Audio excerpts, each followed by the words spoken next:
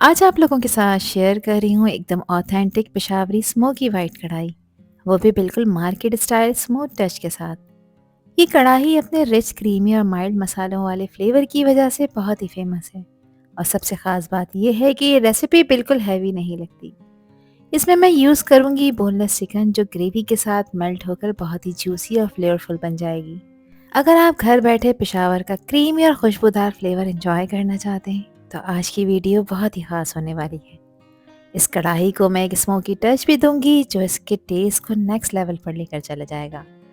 तो चलिए शुरू करते हैं और बनाते हैं एक perfect smooth flavourful Peshawari white कढ़ाई, स्टेप बाय स्टेप बहुत ही आसानी के साथ, ताकि हर बाइट आपको बिल्कुल होटल स्टाइल जैसा लगे।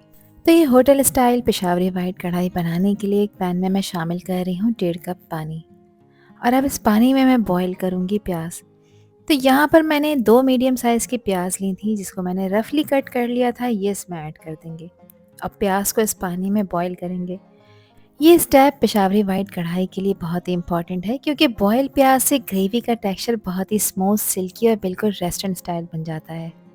यहाँ 1 से 2 मिनट लगेंगे। प्याज अपना कलर चेंज करेगी, इसको आपने बिल्कुल गलाना नहीं है, बस इसको थोड़ा सा इतना पकाना है कि प्याज का कलर इस तरह से ट्रांसलूसेंट हो जाए।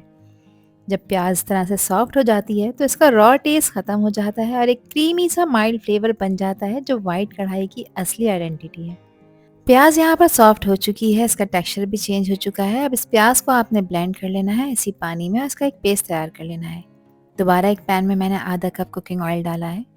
जैसे ऑयल थोड़ा सा गर्म हो जाएगा इसमें मैं शामिल कर दूंगी चिकन। मैंने बोनलेस चिकन का यूज़ किया है, आप लोग चाहें तो चिकन को बोन्स के साथ भी यूज़ कर सकते हैं।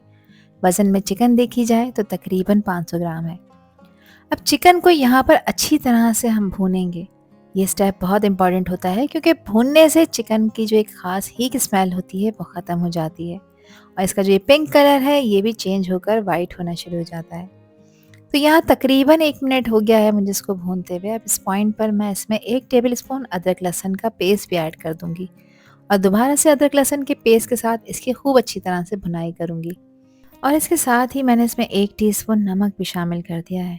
और अब यहाँ पर चिकन को अच्छी तरह से भून लेंगे।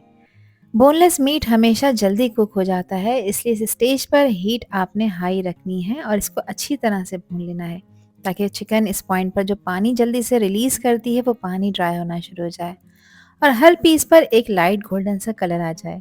यहाँ तकरीबन 3 से 4 मिनट मैंने इसकी भुनाई कर ली है। अब जो प्याज का पेस्ट बनाकर रखा था वो पेस्ट इसमें ऐड करेंगे। मैंने बोनलेस चिकन का यूज़ किया है तो मैं यहाँ पर और मज़ीद पानी ऐड नहीं करूँगी। अगर आप इसको हड्डियों के साथ पका रहे हैं तो आप इसमें आधा कप पानी और शामिल कर सकते हैं। यहाँ तकरीबन 6 से 7 तीखी वाली हरी मिर्चें थीं, इसका मैंने पेस्ट बनाकर इसमें ऐड किया है। आप लोग चाहें तो इसको चॉप कर भी ऐड कर सकते हैं। 1 टीस्पून इसमें मैंने ज़ीरे का पाउडर डाला है और यहाँ पर मेरे पास है आधा कप दही जिसको मैंने अच्छी तरह से फेंट लिया है। दही डालने से इस वाइट चिकन कढ़ाई का टेक्सचर बहुत ही रिच और क्रीमी बनकर तैयार होगा। अब देखिए इसमें अच्छा खासा पानी मौजूद है, बस अब चिकन को यहाँ पर प्रॉपर गलाना है। उससे पहले इसमें 4 से 5 मैंने हरी मिर्चें भी ऐड कर दी हैं। बस एक दफ़ा इसको मिक्स कर लेंगे और कवर कर मीडियम फ्लेम पे चिकन को पकाएंगे तकरीबन 10 से 12 मिनट के लिए, ताकि इसमें मौजूद जो पानी है वो भी ड्राई हो जाए, चिकन भी यहाँ पर बिल्कुल टेंडर और सॉफ्ट हो जाए। तो यहाँ 12 मिनट हो चुके हैं, गैस का फ्लेम मीडियम था। आप लोग देख सकते हैं इसमें मौजूद जो भी पानी था वो ड्राई हो चुका है और चिकन अल्हम्दुलिल्लाह यहाँ पर अच्छी तरह से टेंडर हो चुकी है। इसके पीसेस इतने सॉफ्ट हो चुके हैं कि हल्का सा मैं इसको प्रेशर दूंगी तो ये ईजिली टूट जाएंगे और यही साइन होता है चिकन अंदर तक पूरी तरह से कुक हो गई है। इस स्टेज पे चिकन का टेक्सचर बहुत ही ज़्यादा जूसी और टेंडर होता है। बस इसी पॉइंट पर इसमें मैं आधा कप क्रीम ऐड कर रही हूँ। मैंने टेट्रा पैक क्रीम का यूज़ किया है, आप लोग चाहें यहाँ पर दूध की मलाई का भी इस्तेमाल कर सकते हैं। लेकिन अगर आप क्रीम ऐड करेंगे तो इसका टेक्सचर और इसका फ्लेवर बिल्कुल रेस्टोरेंट स्टाइल आएगा। अब याद रखें एक बात कि क्रीम डालने के बाद इसको ज़्यादा पकाते नहीं हैं। बस गैस का फ्लेम लो करेंगे और लो फ्लेम पे अब आपने इसको सिर्फ 1 मिनट के लिए पकाना है। 1 टीस्पून मैंने इसमें क्रश हुई हुई काली मिर्चें डाली हैं।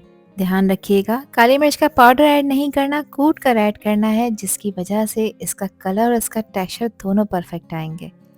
बस अब यहाँ पर ये बिल्कुल रेडी हो चुकी है। यहाँ पर देखिए अच्छी तरह से मैंने इसकी मिक्सिंग कर ली है। आप ग्रेवी का टेक्सचर चेक कर सकते हैं कितना रिच और क्रीमी है और कितनी स्मूथ ग्रेवी तैयार हुई है। बस अच्छे फ्लेवर के लिए 1 टेबल स्पून इसमें मैंने लेमन जूस ऐड किया है और इसकी फाइनल गार्निशिंग के लिए मैंने स्प्रिंकल किया है बारीक कटा हुआ हरा धनिया। और यहाँ पर हमारी पेशावरी वाइट चिकन कढ़ाई बिल्कुल रेडी हो चुकी है। कलर देखें कितना क्लीन और ग्लॉसी लग रहा है, बिल्कुल वही restaurant style white finish. Gravy बिल्कुल परफेक्टली थिक है, स्मूथ है और क्रीमी है। अब इस कढ़ाई को signature hotel style smoky flavour देने के लिए एक कोयला मैंने गर्म होने रख दिया था। कुछ ऑयल के ड्रॉप्स इसके ऊपर ड्रिजल करेंगे और फ़ौरन से इसको कवर करेंगे ताकि कोयले का स्मोक चिकन की हर बोटी में अच्छी तरह से अब्सॉर्ब हो जाए। 2 से 3 मिनट के लिए आपने इसको कवर करना है। इसको स्मोकी टच देने का मकसद ये है कि ये वाइट कढ़ाई को एक डीप रोस्टेड फ्लेवर देता है, बिल्कुल उसी तरह जैसे पेशावरी ढाबे पर मिलता है। यहाँ 2 मिनट के बाद मैंने इसका कवर हटाया है। कोयले को यहाँ पर रिमूव कर देंगे और एक खूबसूरत से बाउल में मज़ेदार रेस्टोरेंट स्टाइल इस वाइट चिकन कढ़ाई को सर्व कर लेते हैं, जिसको एंजॉय कर सकते हैं आप रोटी, चपाती और नान के साथ। इसको मैंने गार्निश किया है प्याज के रिंग्स के साथ, लेमन स्लाइसेस के साथ, हरे धनिया और हरी मिर्चों के साथ, जिसके बाद इसकी लुक और भी ज़्यादा टेम्पटिंग हो जाएगी। ग्रेवी की कंसिस्टेंसी बिल्कुल परफेक्ट लग रही है, ना ही पतली है और ना ही थिक, बिल्कुल क्रीमी सिल्की स्मूथ। चिकन के पीसेस टेंडर और जूसी हैं और स्मोक का फ्लेवर और भी ज़्यादा खूबसूरत तरीके से सेटल हो चुका है। आई होप कि रेसिपी और वीडियो आप लोगों को पसंद आई होगी। पसंद आई हो तो कमेंट सेक्शन में अपना प्यारा सा फीडबैक मुझे लाजमी शेयर करिएगा और चैनल पर न्यू है तो चैनल को भी ज़रूर सब्सक्राइब कर दीजिएगा। आपसे फिर मिलूंगी इंशाल्लाह एक न्यू वीडियो में एक न्यू रेसिपी के साथ। जब तक हादिया को दीजिए इजाज़त। अल्लाह हाफिज़। अल्लाह निगहबान।